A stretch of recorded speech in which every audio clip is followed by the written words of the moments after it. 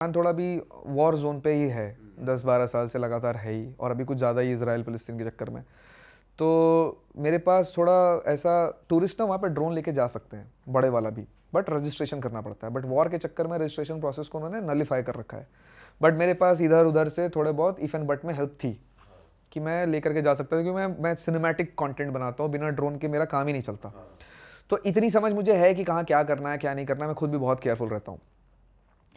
तो एक पोर्ट है बलूचिस्तान में, ईरान के अंदर भी एक एरिया है बलूचिस्तान। अच्छा। बलोच लोग रहते हैं वहाँ पे। Balochistan is divided in 3 parts, one goes in Afghanistan, one goes in Pakistan, one goes in Iran. Pakistan वाले बलोच के बारे में आपने भी कुछ दिन पहले सुना भी होगा, अभी कुछ दिन पहले एक ट्रेन अटैक हुआ था, so that was done by Balochis people. So it's a very sensitive area. तो बलूचिस्तान में ना ऐसे बॉर्डर है ईरान और तो बॉर्डर के इस तरफ पाकिस्तान में एक पोर्ट है ग्वादर, जो चाइना ने बनाया है। पाकिस्तान चाइना कॉरिडोर का सबसे बड़ा पार्ट है वो, और पर्शियन गल्फ का इस वक्त सबसे मेजर पोर्ट वही है, सबसे ज़्यादा वही यूज़ होता है, और वो इकलौता पोर्ट है उस एरिया में। तो सारे कंट्रीज उसी को यूज़ कर रहा है, मोनोपोली है। ईरान के पास एक पोर्ट है 40 किलोमीटर पहले इस तरफ, ईरान के साइड में बलूचिस्तान में ही, उसका नाम है चाबहार।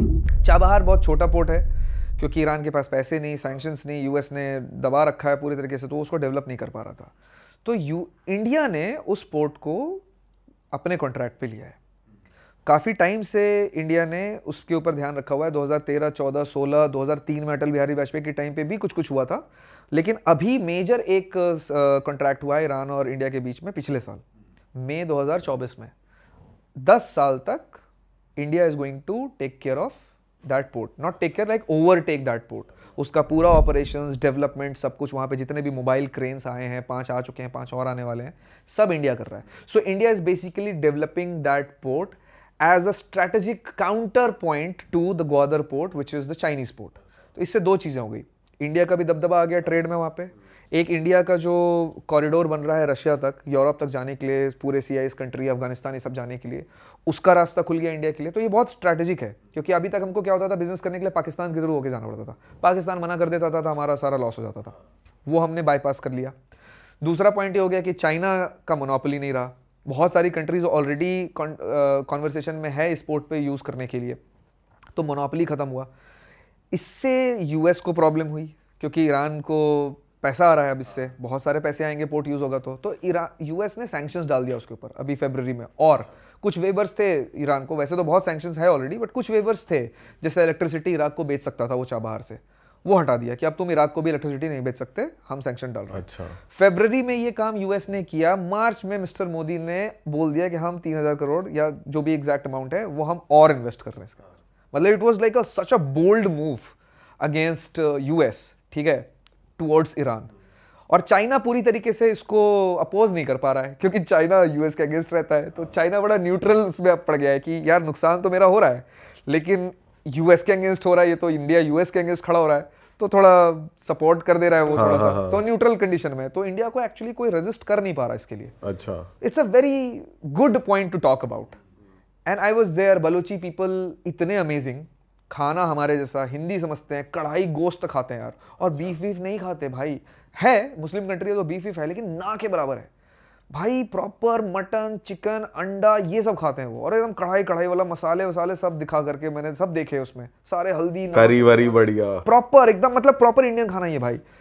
और ऐसे लोगों के बारे में, ऐसे जगह के बारे में इंडिया इतना इन्वेस्ट कर रहा है, तो मुझे लगा कि इसके बारे में बात करनी चाहिए। तो मैं ले रहा था उस पोर्ट का ड्रोन शॉट, और गलती से ड्रोन शॉट लेते वक्त बगल में एक और जगह थी जो शायद मिलिट्री या सीक्रेट मिलिट्री, में कहूँगा सीक्रेट मिलिट्री साइट है। अच्छा। जो कि गूगल मैप पे अपडेटेड ही नहीं था। जब मैंने ड्रोन उड़ाया तो मुझे कोई नोटिफिकेशन आया नहीं, जो कि DJI पे जनरली आ जाता है, नो फ्लाई जोन दिख जाता है, no fly zone, sensitive area, इस तरीके के नोटिफिकेशन आ जाते हैं, बट वो गूगल मैप से कनेक्टेड है DJI, या उससे ही रिलेटेड डेटा है, वो अपडेटेड है नहीं, वो रीड ही नहीं कर रहा, तो वो कुछ आया नहीं नोटिफिकेशन। बट मैं खुद भी थोड़ा केयरफुल रहता हूँ, और मुझे थोड़ा पता है कि ईरान जो है, ईरान पे जो मैप्स है, गूगल मैप्स है, वो अपडेटेड नहीं है, क्योंकि सैटेलाइट्स नहीं ले सकती अपडेटेड वो फोटोज़ ईरान की। ईरान काफ़ी रिस्ट्रिक्टिव है, तो काफ़ी सारे सीक्रेट मिलिट्री साइट्स हैं, तो इसलिए मैं थोड़ा सा केयरफुल भी रहता हूँ। तो मैंने गूगल मैप को खुद से खोल करके भी देखा, कि मुझे पता था कि शायद अपडेटेड हो नहीं हो, लेकिन फिर पूरा बैरन लैंड था, और मैं एक हिल के ऊपर खड़ा था, तो मुझे कुछ दिखा ही नहीं, और हिल के नीचे भाई वो पूरा मिलिट्री का सीक्रेट साइट है। अब मैंने ड्रोन उड़ा करके भेजा वहाँ, अब मैंने ड्रोन उड़ा करके भेजा पोर्ट तक और वापस लेकर के आया। तो इस दोनों जाते और आते वक्त टाइम पे वो मिलिट्री साइट के ऊपर से गुजरा है। अब ये सेंसिटिव हो गया। और फिर वो लास्ट डे था मेरा उस एरिया में, उसके बाद मैं तेहरान निकल रहा था। तो मैंने फटाफट पैक वैक किया, डेटा वेटा भी कॉपी नहीं किया मैंने, बैकअप वैकअप भी नहीं लिया, मैंने फटाफट पैक किया और मैं एयरपोर्ट पहुंच गया। एयरपोर्ट पे उसके पहले 2 बार 3 बार मैं ड्रोन लेकर के ईरान के अंदर फ्लाई कर चुका था, कहीं कोई दिक्कत नहीं हुई थी। तो मुझे लगा कि कोई दिक्कत की बात तो है नहीं, बट उन्होंने उस दिन बोला कि ये हेली शॉट, ड्रोन को हेली शॉट बोलते हैं वहाँ पे, बोलते ये हेली शॉट को बाहर निकाल दो आप। मैंने बोला क्यों? तो उन्होंने बोला कि यार हमारे पास ना रिपोर्ट है कि आज को एक ड्रोन जो एक सेंसिटिव एरिया में उड़ रहा था, तो हम इसलिए सारे ड्रोन्स को कॉन्फिस्केट कर रहे हैं रिव्यू करने के लिए। कोई बात नहीं, आप टेंशन मत लो, आप जहाँ जा रहे हो आप वहाँ जाओ, हम रिव्यू करके 3-4 दिन छुट्टी है हमारे यहाँ पे नौरूज़ की, उसके बाद हमारा जज इसको रिव्यू करेगा एंड हम इसको आपको वापस कर देंगे। बोला ठीक है जी।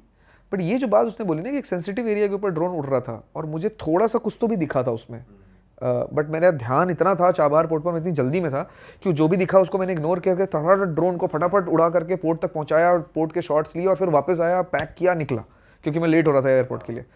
तो बट मेरे दिमाग में बात आ गई कि भाई हो सकता है मेरे मेरी ड्रोन की बात तो नहीं हो रही है कहीं। तो मैं ड्रोन तो छोड़ दिया, मैंने कॉन्फिस्केट हो गया, मैं पहुंचा तेहरान। वहाँ पर मैंने 1-2 लोगों से डिस्कस किया। किसी ने मुझे सजेस्ट किया कि एक बार एम्बेसी चले जाओ, एम्बेसी जा करके इसको एस्केलेट करके बोलो कि वापस ले आए। ठीक, एम्बेसी गया मैं, एम्बेसी में थोड़ी बहुत बात करी। तो एम्बेसी में ना, इंडियन एम्बेसी हर जगह एक जैसी, वो पापा जैसे बात करते हैं, क्यों आ गए, क्या कर रहे थे यहाँ पर, हम यहाँ पर नहीं करते कुछ, तुम क्यों आ गए करते। रिस्पॉन्स जल्दी आ गया था, ये तो चले ही गए ना। मैं तो एम्बेसी के अंदर ही चला गया था, प्लस मैंने थोड़ा इधर उधर से कॉन्टैक्ट लगा करके बात भी पहुँचा दी थी वहाँ तक कि भाई मैं आ रहा हूँ तो आप थोड़ा सा सीरियसली लेकर के मेरे को आप केटर कर देना। ठीक है, तो केटरिंग तो मिल गई मुझे वहाँ पे, मतलब लोगों से रिस्पांस तो मिल गया, लेकिन रिस्पांस थोड़ा ऐसा सही मिला कि आप क्यों चले गए, ऐसा वैसा। मैं बोला ठीक है ये बात, और मुझे पता था कि ये ऐसा होगा क्योंकि इसके पहले भी इंडियन एम्बेसीज के साथ पाला पड़ा है मेरा। पर मुझे सिर्फ मेरा फोकस था कि मुझे सिर्फ ये पता करना है कि जहाँ मैंने ड्रोन उड़ाया वो कितना सेंसिटिव है। तो मैंने ये बात उसके साथ डिस्कस करी कि मैं ना थोड़ा डिस्कस करना चाहता हूँ और आप मुझे ना थोड़ा ये पता करके बताओ कि ये ऐसा ऐसा ऐसा हुआ है। तो वो बंदा गया इन्फॉर्मेशन लेकर के अंदर, 15 मिनट उसने डिस्कस किया, उनके पास होगा कुछ मैप वैप होगा लेटेस्ट जो भी हुआ, वो वापस बाहर आया। डिप्लोमेट बंदा आकर के बाहर, और अगर उसके चेहरे पर हवाइयाँ उड़ रही हो, वो आपको डराने की कोशिश नहीं कर रहा है। अब जब वो बाहर आया मेरे से बात कर रहा है, तो अब मैं उसके चेहरे पे फियर देख रहा हूँ। उसने बोला कि बेटा take the first flight out of this country. अरे मतलब उन्होंने ऐसा बताया कि जो रियलिटी में दिखता है ना हमको न्यूज़ पे, हमेशा वैसा होता नहीं है। हमारी तरफ से, गवर्नमेंट की तरफ से बहुत ज़्यादा वहाँ पर वो है, इन्वेस्टमेंट है, बहुत कुछ है। अच्छा, ठीक है। And the diplomats working in Iran are very much under pressure. उनको ईरानियन गवर्नमेंट की तरफ से बिल्कुल सपोर्ट नहीं मिल रही है। There are so many Indians who are right now in problem. काफ़ी सारे इंडियंस को वहाँ पे कुछ कुछ प्रॉब्लम्स हैं, जेल में भी हैं लोग, and Indian embassies are not able to help them out.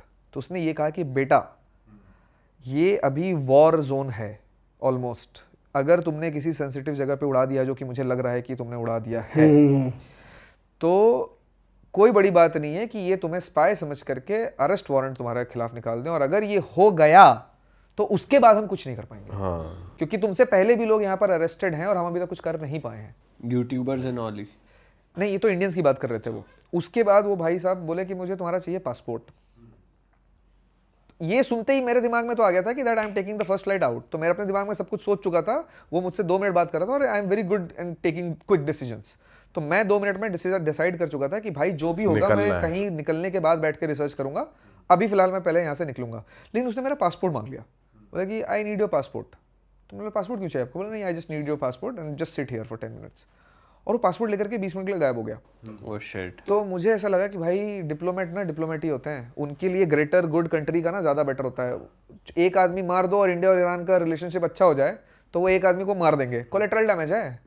मुझे लगा भाई मैं कोलेटरल डैमेज तो नहीं बनने वाला, पासपोर्ट लेके कहाँ चला गया ये, सही बात और फट गई मेरी। लेकिन उस 20 मिनट में मेरे पास वो जो टाइम था, मैंने उसमें बोला कि जरा मैं अपनी तरफ से भी रिसर्च कर लूँ कि किसी ने कुछ किया तो नहीं है। तो क्या पता चलता है कि 2 ब्रिटिशर्स ट्रैवल व्लॉगर्स इसी जनवरी में 2025 में अरेस्ट हुए हैं ड्रोन इस्तेमाल करने के लिए। और लास्ट ईयर एक फ्रेंच बंदा था, उसने ईरान तुर्कमेनिस्तान के बॉर्डर पे ड्रोन उड़ाया था उसने, और उस चक्कर में उसके खिलाफ अरेस्ट वारंट निकला था, और वो इस वक्त पे 9 साल की सजा काट रहा है। मतलब 9 महीने से वो नहीं, 8 साल की सजा काट रहा है, और 9 महीने से वो ऑलरेडी जेल में है। और फ्रेंच गवर्नमेंट कितनी पावरफुल गवर्नमेंट है, और वो कुछ नहीं कर पा रही है।